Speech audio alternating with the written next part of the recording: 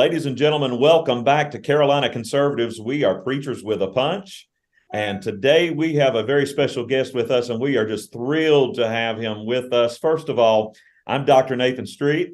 And I'm Pastor Alan Mashburn. Thank you for joining Carolina Conservatives, Preachers with a Punch. It's an honor to have on Dr. Duke Pesta. He has a varied background, an extensive background in education, just like Dr. Street. But he is going to focus on parental rights and expound on that. He's a published author. Again, he has his own show. He's a freedom fighter, and it's an honor to have you here, Dr. Pesta. Thank you. Yes, and so let me just give our audience just a little bit of background on Dr. Pesta here. He is the director of the Freedom Project Academy. He's the host of the Dr. Duke Show. Make sure you check that out, folks. And is a tenured professor of English at the University of Wisconsin-Oshkosh. He received his MA in, now get this, folks, in Renaissance literature from John Carroll University, and his PhD in Shakespeare and Renaissance, something that we very much do not see taught in our public schools anymore. They shy away from Shakespeare. Imagine that.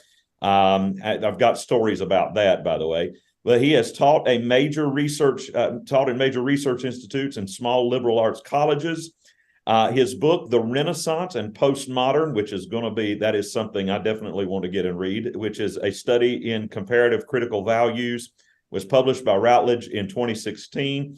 He's been active in educational reform and was instrumental in developing and implementing an elective Bible course, thank you so much, that is currently available for public high school students in Texas. He is one of America's foremost authorities on the dangers of Common Core and the federal takeover of education, having delivered over 700 talks in 46 states. Dr. Pesta hosts his own weekly program about education, the Dr. Duke Show, which covers educational issues from preschool through graduate school. You can check him out at drdukeshow.com. He is a frequent interlocutor with Stephen Molyneux at Freedom Domain Radio, and is a regular guest on a number of nationally syndicated radio programs. I love this because my university, Southern Wesleyan University, was just recently featured in the College Fix, but he hosts a weekly segment for the College Fix, a top 25 conservative site dedicated to reporting on campus abuses. His collective videos and presentations top more than 10 million views online, and much of his work is available at freedomproject.com and fpeusa.org.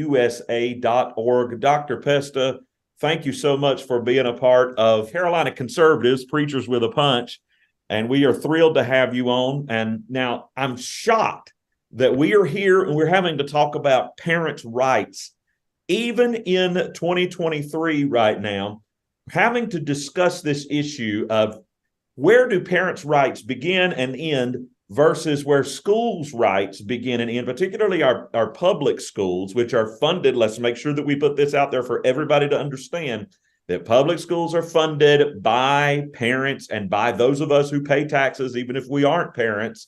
They are funded by us. We should have a stake in what goes on there.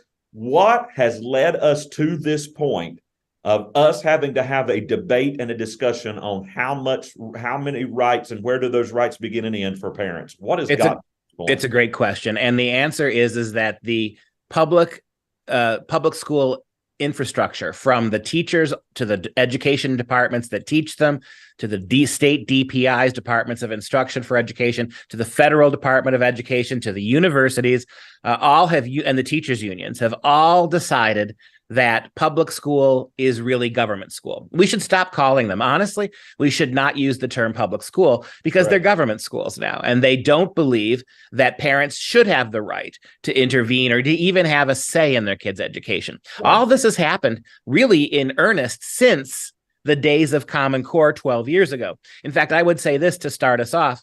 Common Core was never going to be an educational program. It was not at all designed to make your kids smarter, to read better, to do better math. As a matter of fact, it was the opposite. It was anti-education. The purpose of Common Core was to make that last step to make the federal government the major decider of what happens in public schools, not your state or your local communities. And that's what they succeeded in doing. So they don't see it as public school. And that's the battle. We know they're public because we pay for them. Right. They take our money and then ignore us, and that's the big problem. Dr. Pesta, though, here's what is shocking to a lot of people, though, because a lot of people may listen to this and they'll say, especially in North Carolina and South Carolina, they'll say, well, we didn't adopt Common Core. First of all, North Carolina did at first. And but then here's the thing that a lot of people do not realize is that these states really took the Common Core standards and just slapped their own names on them. Right. They are still 100% written exactly as Common Core had written them. And so with Common Core, this was really a complete top-down, we're going to give you money to adopt these standards and abide by these standards. These really were top-down government takeover of schools and how you actually train your children, correct? Absolutely. And all the states, including North Carolina, South Carolina, even though you don't have it under the name of Common Core in places like South Carolina, you got it. You had it from the beginning. And let's be very clear. It was Republican governors, people like Mike Pence in Indiana, right? Trump's vice president. Mm-hmm. He was the very first state governor when the conservative state of Indiana didn't want Common Core. They fought back. And so he said, okay, we'll get rid of Common Core. But what he did, and nobody realized it, is he simply handed the curriculum back to his very liberal Department of Education. They kept 98% of Common Core, and then they just named it the Indiana State Standards. In Florida, they were renamed the Sunshine State Standards. In Wisconsin, and we had Governor Scott Walker, right? Arch conservative. He just renamed them the Badger State Standards. So all the Republican governors wanted the money, and they didn't want to get involved in having to create a curriculum to go against Common Core. So they simply renamed it and took the money. 100% correct. So they wanted the money. How much money are we talking about to each state? When Obama took power in, this is important, when George Bush left office in late 28 and Obama took power in 29, remember when Obama said to us and Bush, they said, unless you cough up hundreds of billions of dollars for stimulus, the car companies were going to crash, the government was going to crash. Well, what people don't know is the Obama administration gave about $100 million of that so-called stimulus. They gave it to the Department of Education over a number of years without telling you. And then the Department of Education bribed every state in the union with your own money that you coughed up for stimulus. They used it to bribe states to take Common Core. So to give you an example, New York got $700 million to take Common Core. And this was a year and a half before it was even written, Common Core. So take the money, which is our own money, and then about a year later, you had to adopt Common Core, even though you'd never seen it.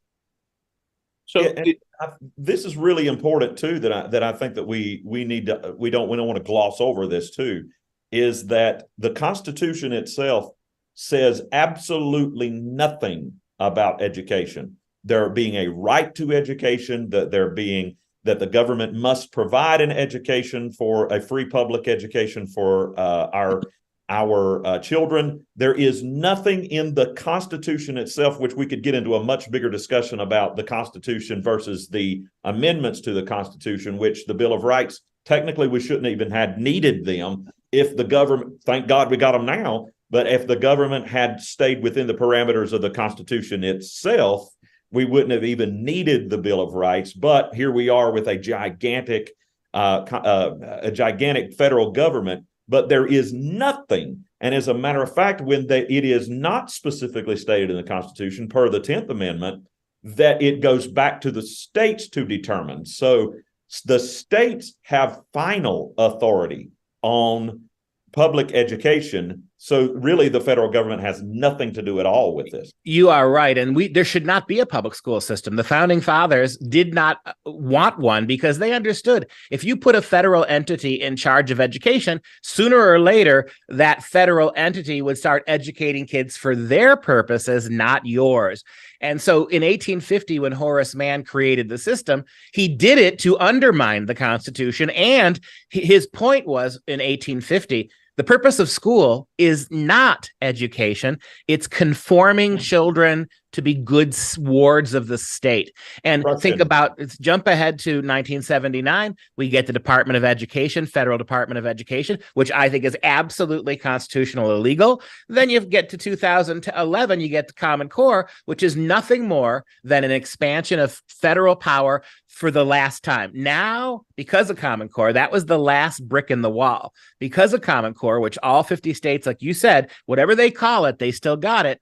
Now we have allowed not just the federal government to participate, but to direct how public schools are going to look. And you see with a guy like Biden, all this critical race theory, all this transgenderism has eradicated actual learning in the name of progressive imperatives.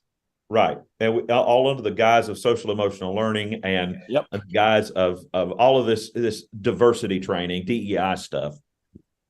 All right, Doctor, I want to go back to what you just said just a moment ago, how the federal government used our own money to basically bribe the states in taking this Common Core. Show me the correlations or differences, contrast, whatever, between that and the microcosm system on the state level here, that we now have money following the child, the school choice. That sounds great, but in effect, it's going to be the same thing because it's public money, it's federal dollars, and they're going to call that note in sooner or later. Yeah, absolutely. And there's two parts to this answer. First, I got to remind you, Obama did that in 2009. When Joe Biden took power a year and a half, 2 years ago, think about what he did. He did the same thing Obama did. He told you that we need another $1 trillion in COVID relief, even as COVID was winding down. We gave it to him. Taxpayers suffered. All that money was confiscated. $1 trillion. Hundreds of billions of dollars of that COVID money was then handed back to local school districts in grants. Just what they did with Race to the Top. They bribed local school districts. And you know what they wrote right on the application for this money to the public schools? The more CRT you're willing to put in, the more money we will give you. And so that it happened in Obama, it happened with Biden. And now you're seeing the problem with that. And as far as school choice goes, the problem is that no state in the union is willing to let parents keep their own money. It's my money. I want to send my kid to a private school. I should do it. And then you should give me a tax break. It's my money, not yours. But even in the most well thought out Republican plans, it's always, we'll give you back some of your money.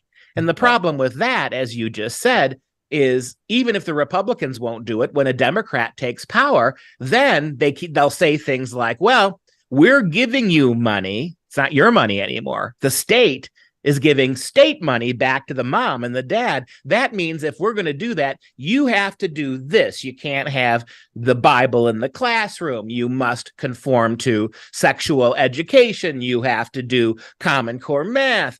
And so all the charter and vouchers are beginning to see this. Once you get started as a Christian, charter school, and this is the answer, Democrat becomes governor, and all of a sudden the DPI is telling that school, that parent, if you want our money, you're going to have to conform to our testing series, everything else, and it's a scam. You got to let parents keep the money, not give it to the state first. The wording is very important, because when you're trying to get them to buy into the program, it's their money. We're giving you back your money. When they want to implement the change and the requirements, it's our money. If you want our money, you have to do this. So that's what we're not seeing, and no one ever sees the truth until it's too late. And that goes back to the very first statement of our talk today. They're not public schools, even in Republican states. The politicians think it's their money. In fact, let's be very blunt. Why is there not that much difference between the Republicans and the Democrats anymore? It's because money is control. They believe all the money that flows into their coffers is their money. They spend it. They use it for pork. They use it to bribe their own constituents to put them back in office. So that's why Republicans are very tepid when it comes to school reform. They'll do things, but they don't change the system. And they know what they're doing. They know that if they can buy you off with a school choice program that really remains their money that they're giving to you, right, then it's not really school choice at all. It's 100% correct. So I started raising these very same alarms back in North Carolina when they started discussing the voucher program under Governor McCrory. When they discussed that, I said right then, I said, be prepared, because what's going to happen is they're going to have all these strings attached to this money, and you're going to be having to implement all these things that the state says. And then here's where it's going to come down to, because then private schools started saying, well, we just won't accept those students. Oh, no, because then that's going to become a Title IX issue, because the way that they're rewriting Title IX to include LGBT and all this other garbage that. So if you try to deny someone based on the color of their skin or their sexual orientations, then you are then going to be sued. And then, of course, this is the kind of approach that Biden says, so sue me. He knows that it's going to take a lot of money to sue, and he knows it's going to take a lot of time, and most people are not going to be willing to stand up and fight. So they're just going to accept this. Well, we sued Biden about his student loan giveaway. We spent all that money. We got it to the Supreme Court. We won. And now he's planning to give away $39 billion anyway, right? So they don't really care. And this goes back to my earlier point. They don't care about what the Constitution says anymore. And so, and the other point that you made that was really important is you're exactly right about how they did this. And it's worse than even you said, because as you know, I know you both know as Christian pastors, that a lot of so-called Christian private schools, they took Common Core. They're taking the LGBTQ stuff now without even being asked to or paid to do so, because they want to be offering an education that is parallel with the public schools. I hear this all across the country. Christian schools don't want to be left behind. They're not modeling their curriculum on biblical curriculum anymore. They want to be like the public schools. And if the public schools have chosen inclusivity over the word of God, they're doing it too. And not all of them, but 70% of Roman Catholic diocese schools took Common Core without even being asked to do so. It's about 50% of the Methodists, 50% of the Lutheran college high schools have all adopted this stuff too, for no good reason. And so parents are spending $10,000, $12,000 to send their kids to Christian schools that are nothing more than warmed over public schools. That's a very important statement that parents need to understand. And we preach that here too, Dr. Pesta, is a lot of these Christian schools and these churches are churches in name only, and they're Christian in name only, especially when you start getting into higher education. That we have some of our schools that are running everywhere from pre-K all the way to graduate school that are running as hard to the left as they possibly can. And we need to encourage parents that you need to find out this information before you start sending your children off to some school that's going to indoctrinate them. If you've tried to work with them for so long and keep them from being indoctrinated through all this progressiveness that has been going on, and then you send them off to a woke college or university, you've got to a woke K-12 private school that is managed by a church like a Methodist church or like a Lutheran church that actually ordains homosexuals as pastors, which is totally antithetical to the word of God. You're still going to be putting them into this woke ideology that is going to corrupt them. Yeah, the word, I hate to say it, but the word Christian college is almost an oxymoron now, because there aren't that many. And they think about, again, in the Catholic tradition, Georgetown, Notre Dame, these are unbelievably woke. Baylor University, which is the premier Southern Baptist college in the country, when you are on campus, you cannot tell it's a Christian college compared to and this is speculative. I've heard, you may know more than I do. I've even been getting complaints lately that Liberty University is wandering down the wrong road on some of these issues. Now, again, I have not verified that. Mm-hmm. But having said that, the Christian colleges, it's even worse, because when you send your kids to public school, they're going to be corrupted. You know that they're going to have their faith undermined. It's much more dangerous to have so-called Christian professors taking their faith away. I'd rather have my kid be challenged by godless atheists because they can recognize that than to think you're sending kids to a Christian school only to find out later that it's so-called Christians who are taking your kids' faith away. That's much harder to overcome. Good point. So what do we do? What do parents do? Parents who are listening to this, who don't have the option maybe of a private school, maybe both parents are working and they feel like, let me just put it this way, they feel like that they don't have the option of homeschool.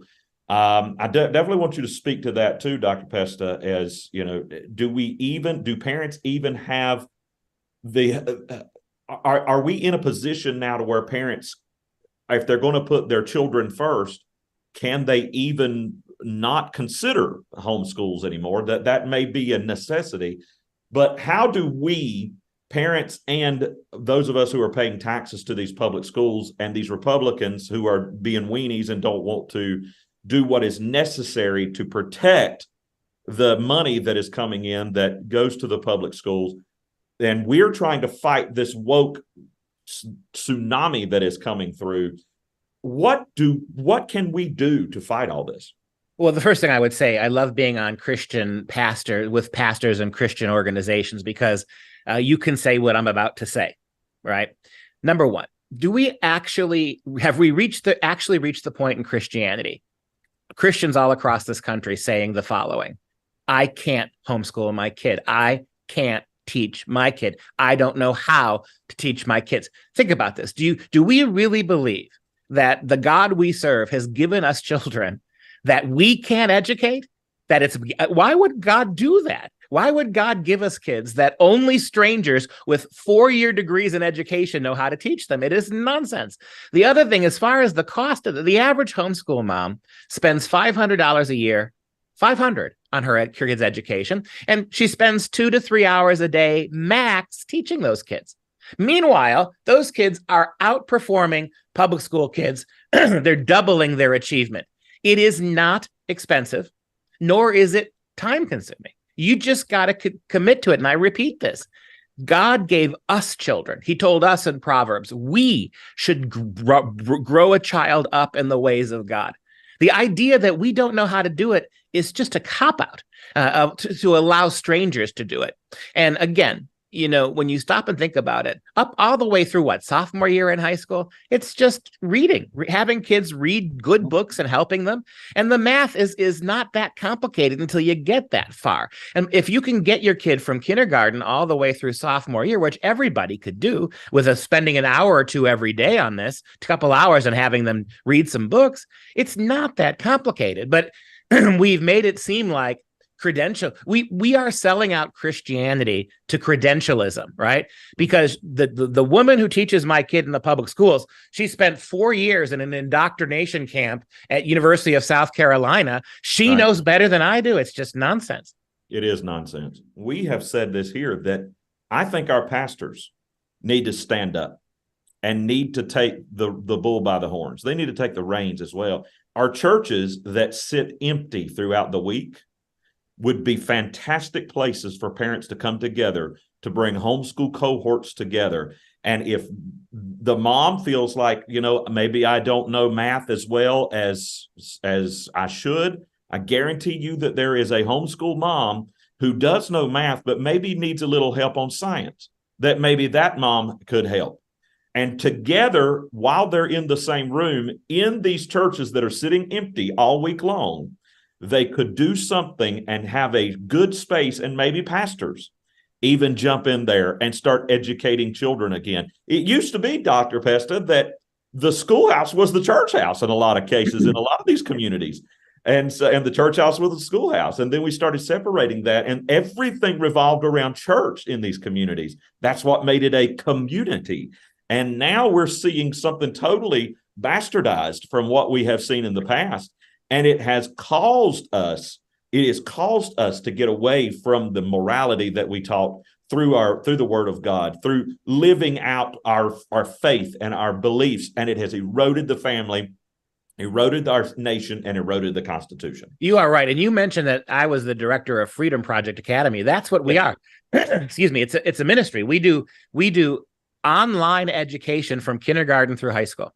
And it is live teachers teaching live classes through the internet in the comfort of your own home. We do the homeschool for you. We have good Christian teachers. They do the grading. They do the assignment. We are accredited, which means your kids can go to college. So it's one answer, but you mentioned churches. One of the things that we do is we partner with churches. Those churches that can't afford to hire teachers and insure them and retirement plans, we can beam our school into your church. And so a youth pastor or a couple of volunteer moms can oversee the kids while they're doing the homeschool in your church. So there are a lot of options to do what you just said. And again, we are in bad shape today because too many of our Christian churches have become secularized. They don't want to be bothered. I can't tell you how many times I've heard this. We don't want to talk about education from the pulpit because, we've got 4 or 5 teachers that come every week. We're not going to offend them. It's this idea that, the left can turn politics into a religion.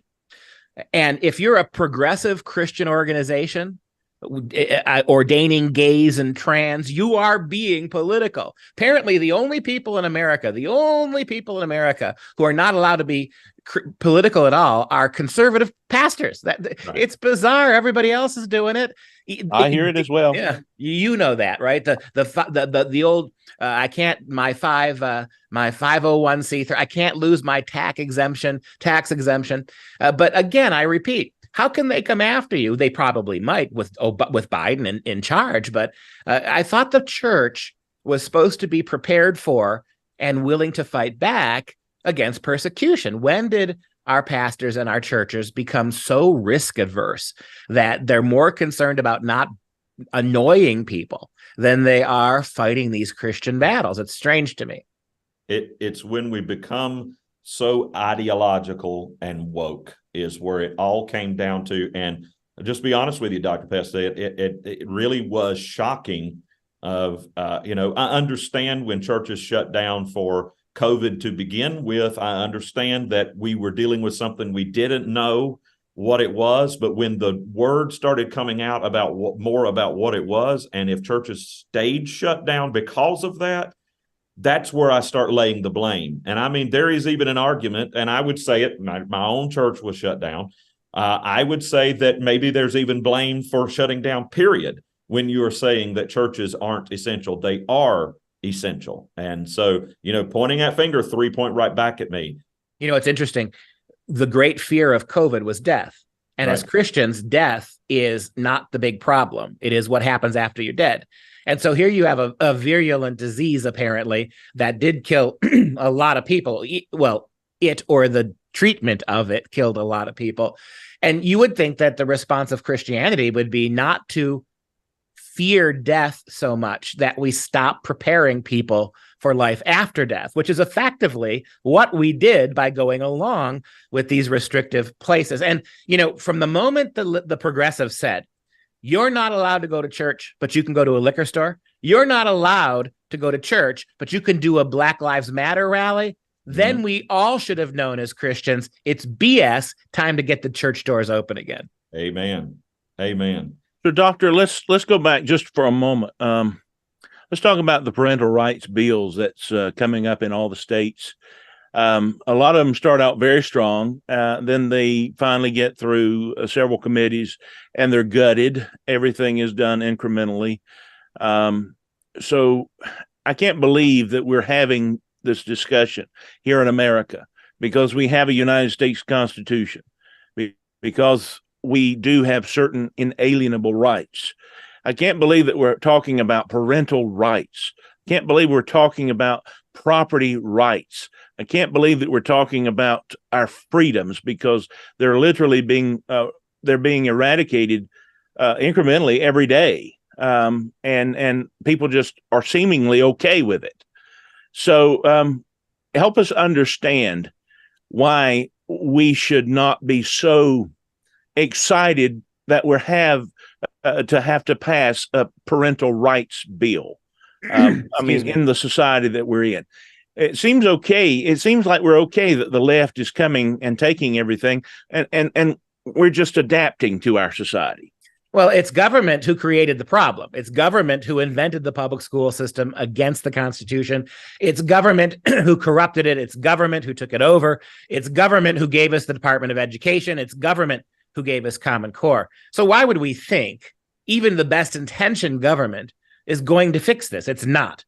What's going to fix this, and the only thing that's going to fix this, is not creating watered down legislation to half-heartedly pretend that moms and dads have some rights. It is to assert our rights to educate our own kids. And I believe this. Look, if you really care about the public school system, if you think it's the best way to go, I don't, but if you believe that, then you should do what I'm about to tell you. The only thing the public schools care about is money. Think about this. Every public school in the country gets paid based on how many students, how many butts are in seats, right? Right. So the only way to hit them where they live is to pull your kid out. I promise you, if in every public high school in this country, starting in a couple weeks when classes start, if 25% of the students are withheld because parents just don't want to deal with it anymore, they would change immediately because they could no longer function. Mm-hmm. And so even if you love the public schools, take your kids out for 1 year or a semester even, and send a message, because they will not listen. Why would they listen to you? The federal government supports them. The teachers union support them. The colleges, the universities, I don't care if you're in North Carolina, South Carolina, Oklahoma, any of the conservative states, the Department of Education in your state is left wing. Yes. So you have no way to fight this other than with voting with your feet. If I make this point, if even 10% of moms pulled their kids out starting in fall, 10%, that'd be what? 5.5 million kids pulled out, even just for one semester. The whole system would collapse. They would be begging you to put your kids back, and they would make the changes. But until we get to that point, and this is not a school problem, it's not a state problem, it's an us problem. They're taking our kids, secularizing them, making them hate their country, making them doubt their own gender and sex, making them gay and queer, and then on top of all of that, failing to teach your kids how to read and write and do math.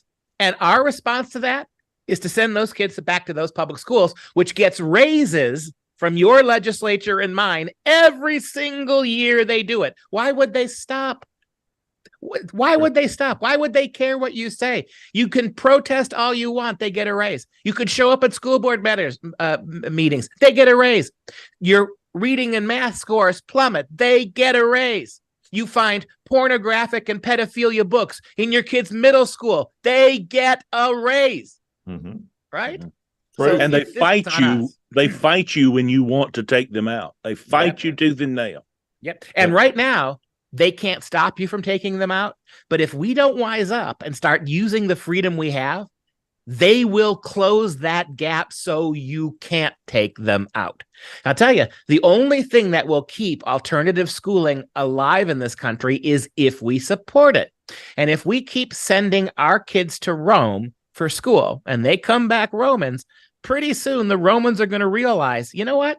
Let's just get rid of homeschool altogether. And they're already talking about this. Oh, yeah. The left is already all over this. There's proposals in places like Massachusetts and California that you should not be allowed to homeschool your kids unless you have a 4-year degree in education from a local college. Think about that. You got to go get indoctrinated before you're allowed to teach your kids. Now, that's not been passed anywhere yet, but they're pushing it. And you know, as well as I do, that's not going to start in South Carolina. It's going to start in California and Massachusetts and New York. And then in 10 years, you will have it in South Carolina and North Carolina. Ruth, it's going to be, I've often predicted this, that it will be considered a child abuse for you to homeschool. They're already saying it. Yep. And here's Pastor, I'm sorry to interrupt you like that. You just sparked something really important. Think about every time, it's rare, but every time there's a homeschool family that abuses a child or neglects a child, it is national wall-to-wall news. Meanwhile, There are more sex attacks, more rapes, more pedophilia cases in public schools than all the scandals of all the churches and all the private parents who abuse their kids. The public schools of this country is where your kids are most victimized by groomers and pedophiles. And you never, ever hear that mentioned. If we're going to have to, we got to get rid of homeschool because one family here and there does something bad under the guise of that, then my goodness, you should have canceled the public schools years ago because of the filth that goes on in those schools. That is truth. Absolutely. Dr. Pesta, I know we are coming down to our time. And we definitely want to get you to come back onto the show and discuss many more of these issues that we are facing, particularly here in our public schools. As a matter of fact, I'm a professor at Southern Wesleyan University in South Carolina. Often I don't mention that too much, but we have an administration that is sold out to the conservative values. Our president has literally said that Southern Wesleyan will become the oasis for Christian conservatism, and so we are beginning to get a lot of recognition when it comes to that, both positive and negative.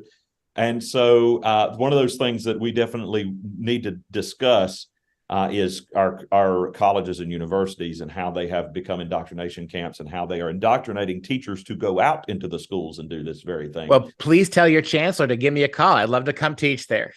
Absolutely. It is definitely an oasis. But folks, I'm telling you, this is something that we have got to get a hold of right now. We have got to, this public schools, yes, the public schools have been for quite some time, or government schools, we should say, have been for sometimes devolving into this cesspool. But over the last 5 years, everybody on this show knows that I was a school district administrator in an urban school district for 15 years, seeing all of this garbage over the last 5 to 10 years, how it has really become catalyzed. And we are seeing this become even more of an issue. And folks, we've got to do something right now. And parents who say that they just don't feel like that they can, your children are at stake. There is nothing, we can't stress this enough. Your children are at stake. And those of you who are saying, well, that might be happening in California or New York or folks, let me tell you something. It is happening right now in the reddest counties in South Carolina and North Carolina. It is happening all across the board, whether teachers know it or not, to be honest with you, because the curriculum is really laced with this CRT, LGBT garbage. And so, folks, we've got to do something about it. Pastor, I'm telling you, this is a national problem. And what really angers me, and Dr. Pesta, I'm running for lieutenant governor here in North Carolina. What really angers me is I go and speak to some, not all, but some GOP groups and individuals, and they're just aloof. And they think that 24 is just another election and politics as usual. And I always see politics as usual has to die because our children are at stake and they have no clue how close we are to losing everything we have in this country. Our guest today has been Dr. Duke Pesta. He is esteemed in his profession and a very sought after speaker. You can look him up. Dr. Pesta, where can our guest find you on social media? You can go to Freedom Project at FPE, Frank Paul Edward, FPEUSA.org. Or you could type in the Dr. Duke Show and you'll see all of our free podcasts on religion, education, and everything else. And you are coming to North Carolina very soon, to Boone and Raleigh, I believe. That area, Burlington, I think it is also. Okay, Burlington, that's not far from me. Yep, and we'll be there sometime in late September, early October, and I'll let you gentlemen know, and hopefully we can advertise that and get to see you in the person and get more people to turn out. Absolutely, I would love to be there and love to be there in person. And I stand on what you're doing, and thank you for every bit of it. Thank you for joining us today. Thank you very much. Glad to be with you. Folks, this is it. Carolina Conservatives, Preachers with a Punch. We are so thrilled to have you join with us today. We want you to come and stand beside of us. Let's join hands together Let's lock arms together and let's say, over our dead bodies, will you put your filthy, grubby hands on our children? We're not going to take it. We will lay down our lives to keep you from taking our children. Folks, let's stand together. I'm Dr. Nathan Street. And I'm Pastor Alan Mashburn. I like to say this: our forefathers would be shooting by now. So I hope that you get engaged. I hope you become involved and realize what you have is a mess, and you have to stand, you have to be engaged, you have to be involved. If your children are going to remain free and they're going to have a future, it rests in your hands. Thank you for joining us. I'm Pastor Alan Mashburn. Always great to be with you, and honored to have Dr. Duke Pesta. We'll see you back next time, and we look forward to having him back on the show to discuss a myriad of topics. God bless you. God bless.